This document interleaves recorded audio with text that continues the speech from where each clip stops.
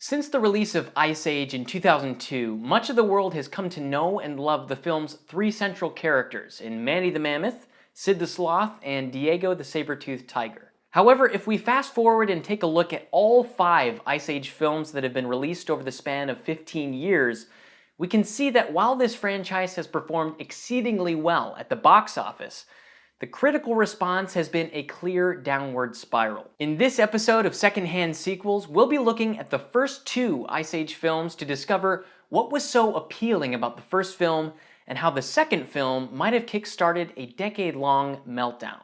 Mix a story with the laboratory, get a story laboratory.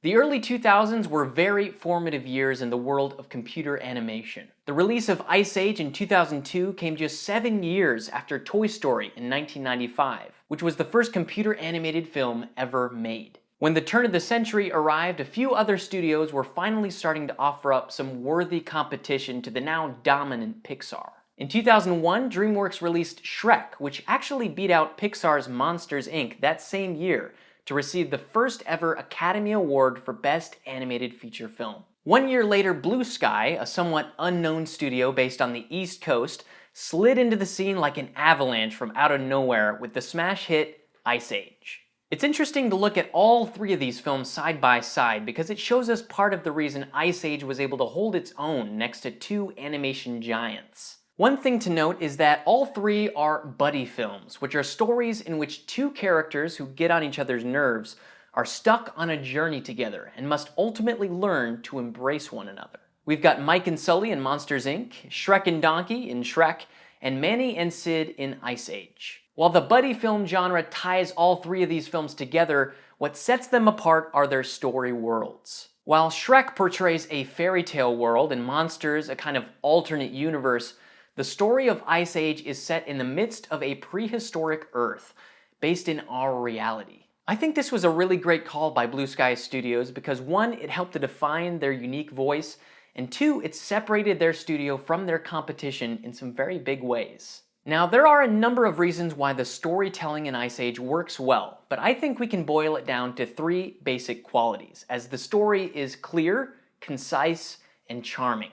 One thing that's very clearly communicated throughout the film is the fact that Ice Age is a comedy. In our opening scene, watching Scrat the squirrel run around trying to hide his acorn and inadvertently causing a massive glacier to break loose and chase him around makes it very clear that we're in for some laughs. Another great decision was to periodically return to Scrat throughout the film, so that even when we're getting some of these genuinely reflective, emotional moments later on, the storytellers are always returning us to this goofy, cartoony slice of the story to remind us what kind of movie we're watching. While the tone is clear throughout the film, a sense of high stakes is also clear. After that opening with Scrat, we meet a host of animals who are migrating away from their homes because, you guessed it, the Ice Age approaches. This external sense of impending doom pushes the story forward every step of the way and helps to answer a very important question that's essential for us to answer at the beginning of any story. What happens if our hero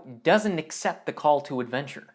If the answer is that everything just goes back to normal, there may be a problem with the story. In the case of Ice Age, if Manny and Sid stick around and refuse to partner on the journey ahead of them, they'll almost certainly be wiped out by the icy peril that surrounds them. Instead, the conflict at hand drives Manny to take action and accept that call to adventure. Speaking of Manny, it's also worth mentioning that it's very clear what's going on with our protagonist both externally and internally. When we're first introduced to our fluffy friend, we see him going against the grain in a very visual way, as he walks in the opposite direction of the mass migration.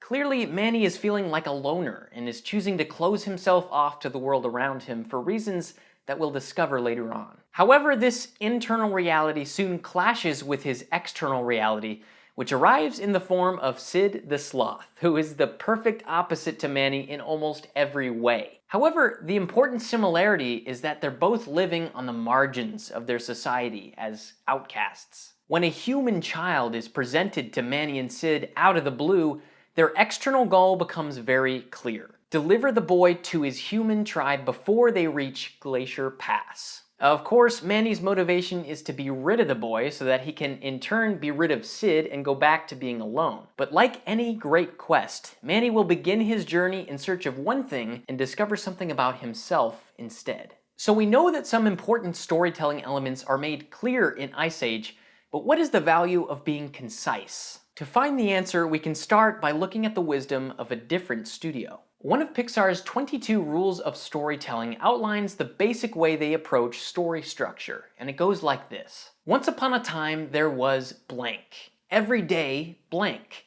One day, blank.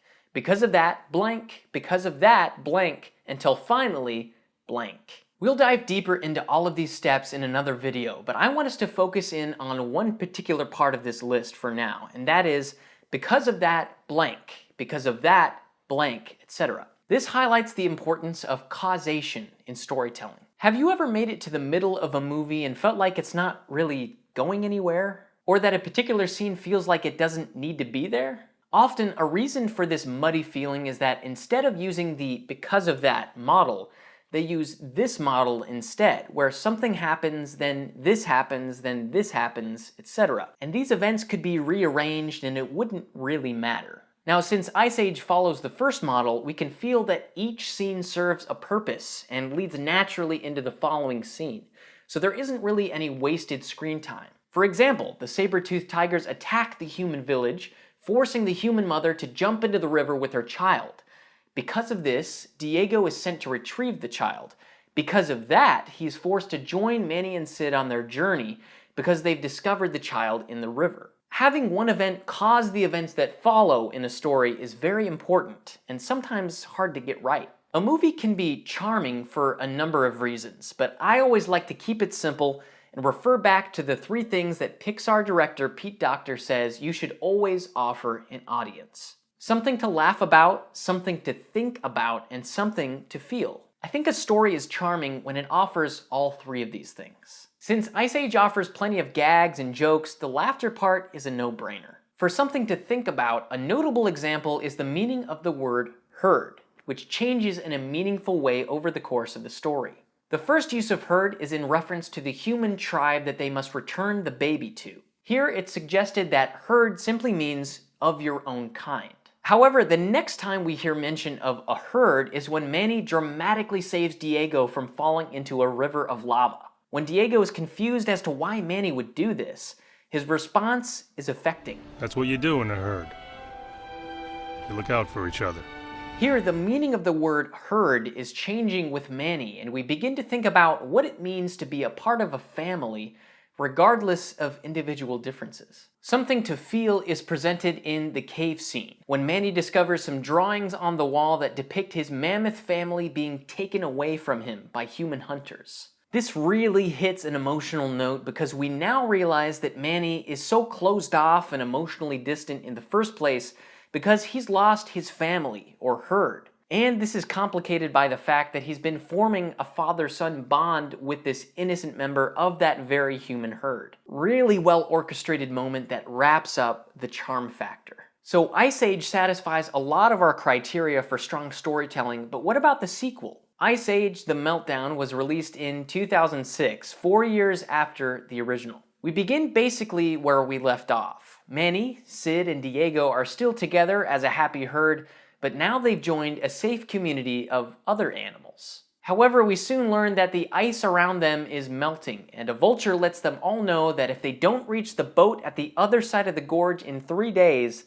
they'll drown from the impending flood. We soon also learn that Manny is struggling with the thought of possibly being the last mammoth alive as they set off, and then we meet Ellie, a female mammoth who, it turns out, thinks she is a possum. Before we get ahead of ourselves, remember that we said the 3 things that made the first film appealing were the qualities of clarity, conciseness, and charm. When it comes to Ice Age 2, clarity isn't much of an issue. We open up with Scrat again, letting us know we're in for another comedy with some goofy humor. We also are made very aware of the high stakes early on. If they don't embark on this journey to get to the boat, they'll all perish in the flood, right? However, some problems start to pop up when we start to look at the element of conflict. Let's take a closer look. In the first Ice Age, the external conflict is driven by the fact that the Ice Age is looming, and Manny's goal becomes to return the human boy to his tribe. Internally, Manny needs to deal with the loss of his family by opening up to his new herd. We can also note that the complication here is that there's a betrayal in the making. Diego actually wants to lead the group into his saber-tooth herd so that he can bring food to his own kind.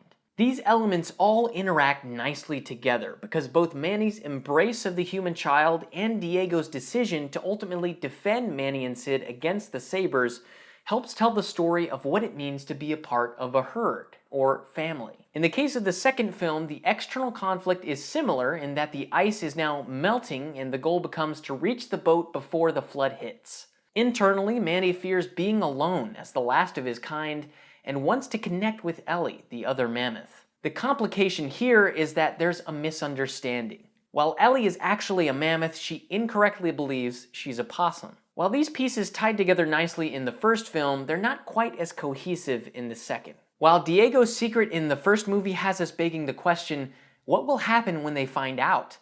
Ellie's delusion in the second movie has us asking, why hasn't she realized the truth yet? While Diego must ultimately make a choice, Ellie simply has to realize the truth that's right in front of her. Which sounds more compelling to you? Strike two for me comes when we return to the idea of being concise. While the first film has that key ingredient of causation in its story beats where this happens and because of that, this happens, etc., Ice Age 2 falls victim to the lazier this happens, then this happens, then this happens model and gets pretty muddy in the middle. Some examples of scenes that could be rearranged or removed without much being changed include a musical number in which vultures sing about wanting to eat the animals, and a sequence where Sid is taken in the middle of the night to a sloth gathering where they attempt to sacrifice him. These events don't really affect other parts of the story, and so when this happens over and over, we kind of start to emotionally check out as an audience. On top of all that, when it comes to charm, we've got the laughs but are really lacking something to think about and something to feel. We don't have a powerful idea like the herd from the first film to learn with our protagonist, and the developing relationship between Manny and Ellie isn't compelling enough to really pull on our heartstrings. So to recap, we have the element of clarity in Ice Age 2, but are really lacking in conciseness and charm, and 1 out of 3 isn't nearly enough in this case. In some ways, storytelling is kind of like plate spinning. To offer something compelling, you have to keep a lot of different elements moving and working at the same time, but spinning plates aren't nearly as entertaining if you can only keep one moving, right? The real magic happens when you're able to do this kind of juggling act and get a good rhythm going. Be sure to keep an eye out for the next episode of Secondhand Sequels, where we'll continue down the line of Ice Age films and see just how deep the downward spiral goes. Thanks for watching, and remember, story is king above all movie things.